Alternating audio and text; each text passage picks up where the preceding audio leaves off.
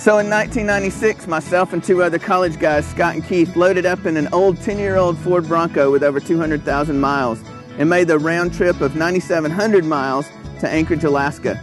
I found there a God I didn't know. Oh, I had known God for a few years, but I didn't know a God big enough to carve out those mountains and create those wild animals. And I realized that the God that was big enough to do that cared about the everyday matters of my life. So over the last 15 or 16 years, I've been collecting these stories.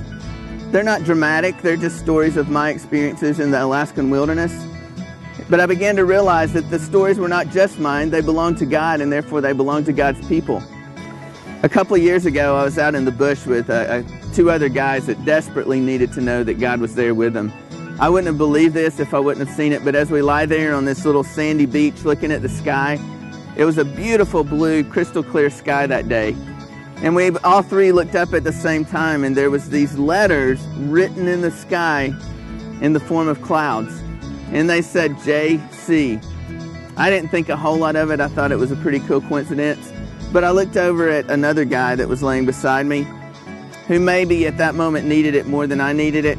And there were tears running down his cheek. And he looked up and he said, God wrote his name in the sky just for me. So yeah, God cares about you. God cares that you know that he's there. And he'll do little things that may make no sense to anyone else, but you know exactly what he's trying to tell you. So the book is built around this idea that there's certain moments in our life that become what-if moments. And if we can learn to respond, instead of out of our fear, to those what-ifs with the question, why not? We'll step through the doorways of what-ifs and why-nots and learn to live the life we were always meant to live, the life of adventure. So we were sitting in that little college apartment in 1996 as we were praying for God to give us direction about the rest of our life, and Scott came in and said, hey, guys, I think this summer I'm supposed to go to Alaska, and I think you're supposed to go with me. So we could have dealt with that question with fear, what the negative side of the what-ifs, but we began to ask the question, what if, just what if, we did decide that we were going to drive 4,500 miles one way just to spend a week in the Alaskan wilderness? That's an example of responding to a what if in your life with a why not. And we began to live the life of adventure. People often ask me, do you have to go all the way to Alaska to experience a life of adventure? And I say, absolutely not. There's adventure right outside your back door, just down the street, at the place where you work, where you live, and where you play.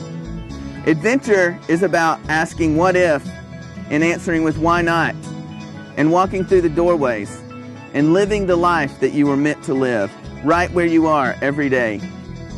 So my dream for this book is that you'll read it. And after you read it, that you'll see life differently. You'll begin to recognize the what-ifs in your life. And instead of responding in fear and anxiety, you'll respond with why not. And when you do, you'll begin to live the life that you were meant to live. The life of adventure with the Maker.